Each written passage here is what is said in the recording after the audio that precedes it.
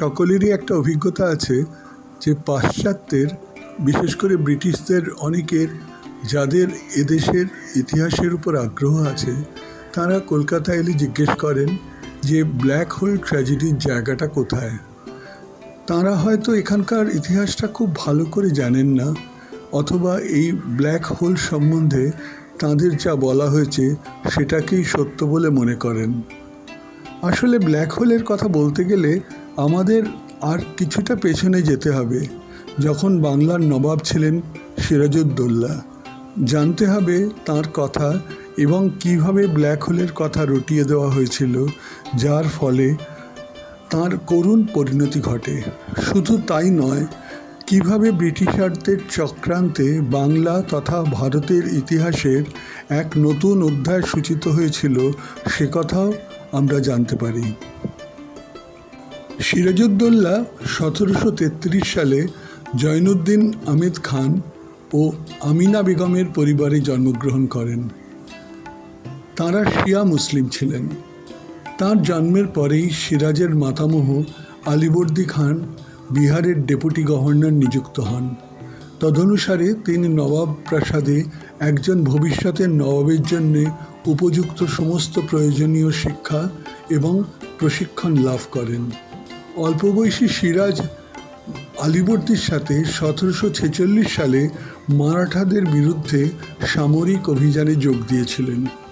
1750 সালে সিরাজ তাঁর মাতামহ আলীবর্দী খানের বিরুদ্ধে বিদ্রোহ করেন এবং পাটনা দখল করেন, তবে শীঘ্রই আত্মসমর্পণ করলে তাঁকে ক্ষমা করে দেওয়া হয়। সিরাজকে পরিবারের ভাগ্যবান সন্তান হিসেবে বিবেচনা করা হতো। সিরাজের জন্মের পর থেকেই তাঁর মাতামহর বিশেষ স্নেহ তিনি পেয়েছিলেন। 1752 সালের মে মাসে আলীবর্দী খান সিরাজকে তাঁর উত্তরসূরি ঘোষণা করেন। আলীবর্দী খান 80 বছর বয়সে 9 এপ্রিল 1756 সালে মারা যান। সিরাজউদ্দৌলাকে নবাব করার জন্য তাঁর মাসি মেহেরুন্নিসা বেগম, যিনি ঘসেটি বেগম নামে পরিচিত ছিলেন, মীর জাফর, জগৎ শেঠ, মেহতাব চাঁদ এবং শওকত জং, যিনি সিরাজের মাস্তুতো ভাই, তাঁর পরম শত্রু হয়ে যান। ঘসেটি বেগমের বিপুল সম্পদ ছিল তাঁর প্রভাব ও শক্তির উৎস। তাঁর কাছ থেকে তীব্র বিরোধিতার আশঙ্কা করে সিরাজউদ্দৌলা মতিঝিল প্রাসাদ থেকে তাঁর সম্পত্তি বাজেয়াপ্ত করেন এবং তাঁকে বন্দী করেন। নবাব উচ্চ সরকারি পদে তার পছন্দ মতন লোকদের নিয়ে আসেন। মীর মদনকে মীর জাফরের স্থলে বক্সি সৈন্যবাহিনীর যিনি টাকা দেন, তাকে নিযুক্ত করা হয়। মোহনলাল তাঁর দেওয়ানখানার পেশকার পদে উন্নীত হন এবং তিনি প্রশাসনে ব্যাপক প্রভাব বিস্তার করেন। শেষ পর্যন্ত সিরাজ পূর্ণিয়ার গভর্নর শওকত জংকে দমন করেন এবং যুদ্ধে নিহত করেন। সিরাজ তার পিতামহের প্রত্যক্ষ রাজনৈতিক শিষ্য হিসেবে উপনিবেশকরণে বিশ্বব্যাপী ব্রিটিশদের আগ্রহ সম্পর্কে অবহিত ছিলেন এবং তাই ইংরেজ ইস্ট ইন্ডিয়া কোম্পানির বাংলায় ব্রিটিশ রাজনীতি ও সামরিক উপস্থিতিতে বিরক্তি প্রকাশ করতেন। তিনি জানতে পারেন তার কয়েকজন সভাসদ তাকে বহিষ্কৃত করার জন্য ব্রিটিশদের সঙ্গে ষড়যন্ত্র করছেন। এই কারণে তিনি ইস্ট ইন্ডিয়া কোম্পানির ওপর অত্যন্ত ক্ষিপ্ত হন। তিনি দেখেন যে প্রথমত ইস্ট ইন্ডিয়া কোম্পানি তার অনুমতি ছাড়াই ফোর্ট উইলিয়ামের চারপাশের দুর্গকে শক্তিশালী করছে। দ্বিতীয়ত তারা মুঘল শাসকদের দ্বারা প্রদত্ত বাণিজ্যিক সুযোগ সুবিধাগুলি মারাত্মকভাবে অপব্যবহার করে সরকারের শুল্কের ভারী ক্ষতি করছে। এবং তৃতীয়ত তারা তাঁর কিছু সভ্যদের নিজেদের দিকে টানার চেষ্টা করছে। উদাহরণস্বরূপ রাজবল্লভের ছেলে কৃষ্ণদাস, যিনি সরকারি তহবিলের অপব্যবহারের পরে ঢাকাতে পালিয়ে গিয়েছিলেন। সুতরাং যখন ইস্ট ইন্ডিয়া কোম্পানি কলকাতার ফোর্ট উইলিয়ামে সামরিক শক্তি আরও বৃদ্ধি করতে শুরু করে, সিরাজউদ্দৌলা তাদের থামানোর নির্দেশ দেন। সংস্থাটি তাঁর নির্দেশ অমান্য করে। ফলস্বরূপ সিরাজ পাল্টা আক্রমণ করেন এবং কলকাতা, যা অল্প সময়ের জন্য আলীনগর নামে পরিচিত ছিল, তা ব্রিটিশদের কাছ থেকে দখল করেন এবং ফোর্ট উইলিয়াম অধিগ্রহণ করেন।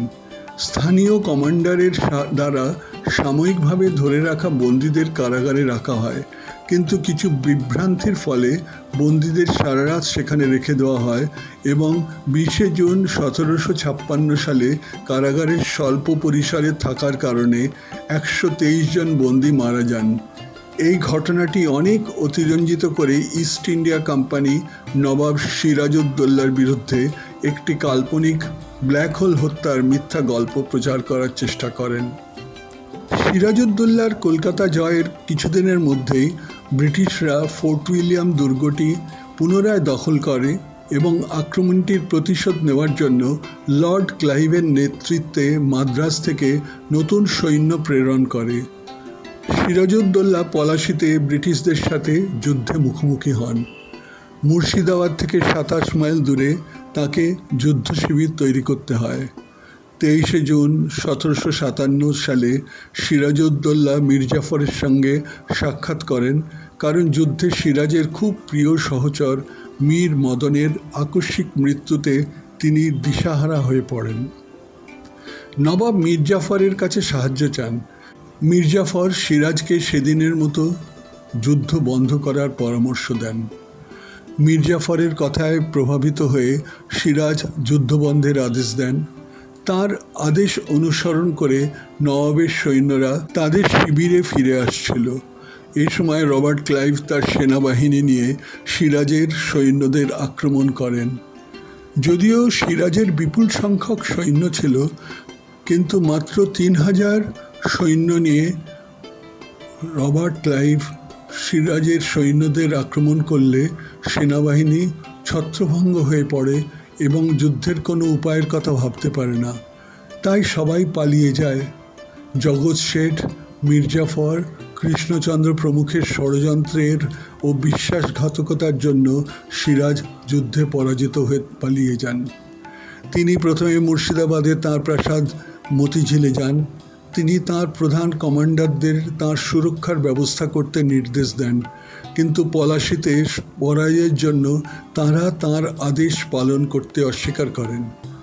কেউ কেউ তাকে ইংরেজদের হাতে আত্মসমর্পণ করার পরামর্শ দেন, কিন্তু সিরাজ কিছুতেই রাজি হন না। কেউ কেউ প্রস্তাব দেয় তাঁর সৈন্যবলের মনোবল বাড়াবার জন্য বেশি অর্থ পুরস্কার দিতে, কিন্তু তার অর্থবলও তখন কমে গেছে।